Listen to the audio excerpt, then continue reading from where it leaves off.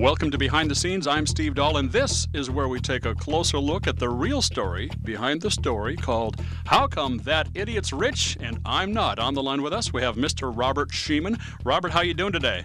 Great, Steve. Glad to be here. How does it feel to be a New York Times best-selling author? It feels good, but it'll feel even better when people get the book, do some of the simple actions, and then people will look at them and say, how come that idiot's rich and I'm not? That's the goal. All right, so Robert, before we get going, as a New York Times best-selling author, I've got to ask you this.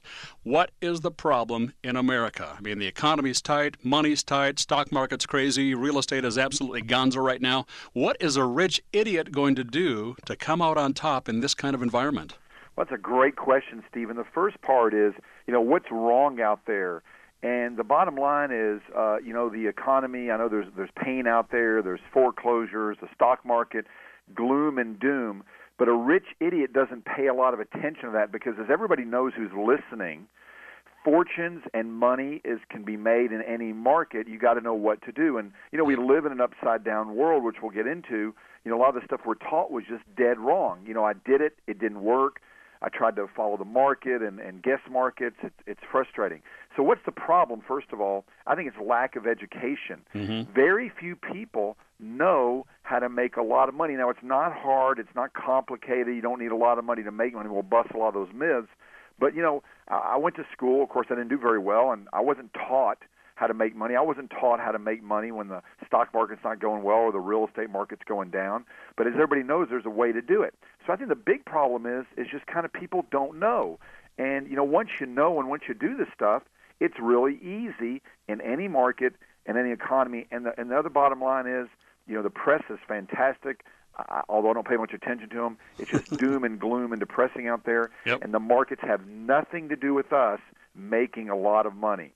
So what's a rich idiot going to do to come out on top of this environment, like you asked?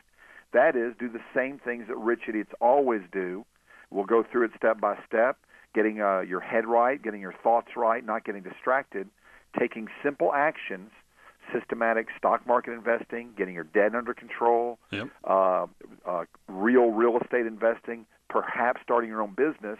And if you do those things or have been doing them, the market doesn't affect you at all. Another thought I had, Robert, instead of getting that tax rebate thing that they're working on right now to give us all a little bit of money and spur the economy on, I thought we should just buy everybody your book, and that would take care of it.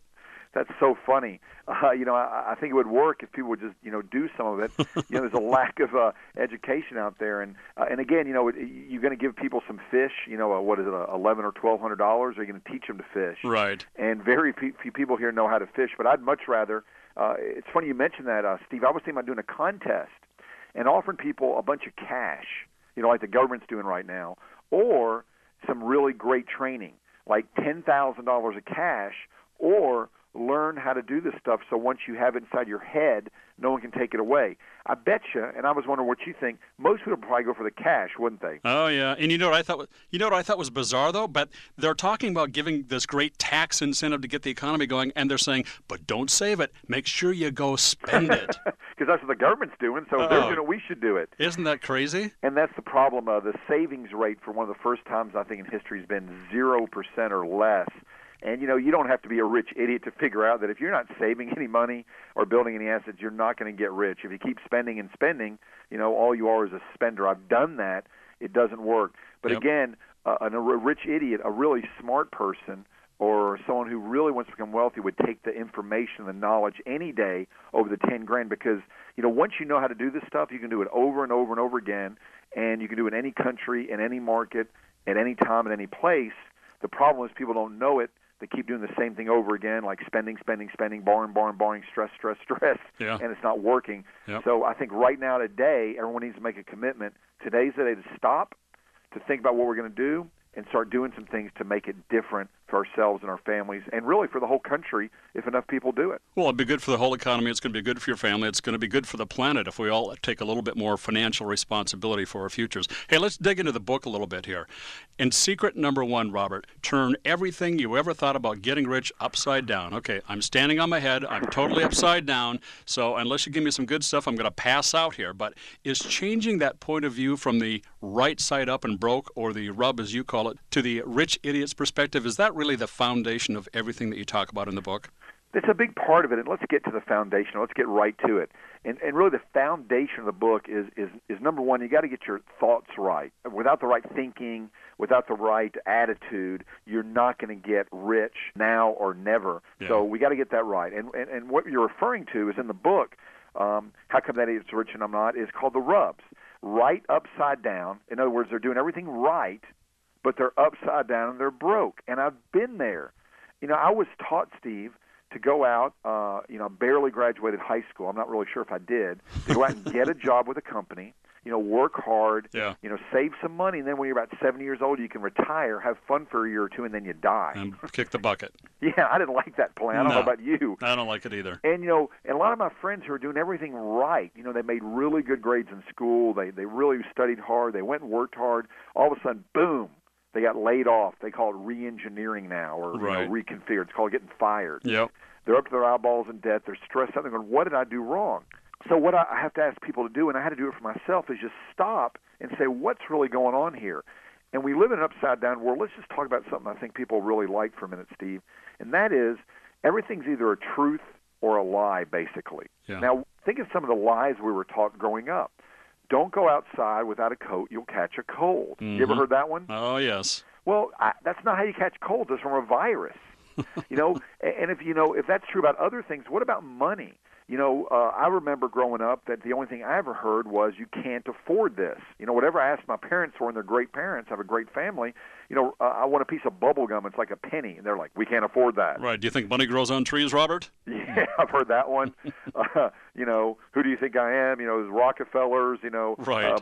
And so it was no. So that's in everyone's subconscious. And I think it's worthwhile just take a minute here if people will stop and really think about where all these thoughts and ideas come from. Yeah.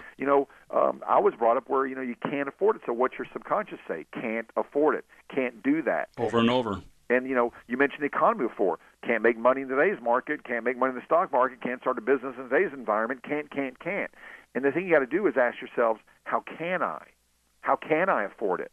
How can I become wealthy now? And when you start to turn that thinking upside down, all of a sudden all kinds of possibilities open up, and it's more fun. Give you another example about how powerful our money, wealth, subconscious thinking is. Here's a crazy one. I want to think for just a minute. What did you have for lunch last Tuesday? What did you have for lunch last Tuesday? Now, there's a few people that can answer that. It's kind of scary. They go, wow, I have tuna fish every Tuesday, or, That's right. I have the same thing every day. But most people go, I don't know. Tuna Tuesdays. And then people over 30 or 40 answer this question. Finish this sentence. Plop, plop. Fizz, fizz. That's a commercial for Alka-Seltzer. Now, the ones under 25 are going, what is he talking about? This is crazy. Hadn't been on the air in like 30 years. Right. How about this? What was the color of your first bicycle? Do you remember? Ooh, I remember. It was a gold one. There you go. It took you one split second because it's in your subconscious. Yep. But you can't remember what you did a few days ago. No. So the only question I want to ask about this upside-down thinking is I had to ask myself, what's in my subconscious about money? Can't afford this, have to have money to make money, the rich people are mean, greedy, evil, rich people are bad, I like to help people so I can't be rich. Right. And I just want people to take a minute and think about all that thinking that's, again, right side up, that's just absolutely wrong. It's not true. Here's another one. Rich people are greedy. Right. I've heard that. I remember, growing up in all the programs, statistically wealthy people give a much larger, double a percentage of their income to charity. So statistically, rich people are actually much more generous than poor people. Yep. So all I ask people to do before we show them exactly how to make money and what to do is, A, what are they thinking about money? Where does their behavior come from? Where do their ideas come from? And B, the foundation of the book is stop thinking, stop worrying, stop analyzing, take action. Yeah. That's also a big part of the foundation. Yeah. And you say that we really must learn to unlearn what we've been learning for so many years. But when I heard you say that, when I first read that in the book, I thought, all right, you're telling me I've been left-handed all of my life and all of a sudden I should be...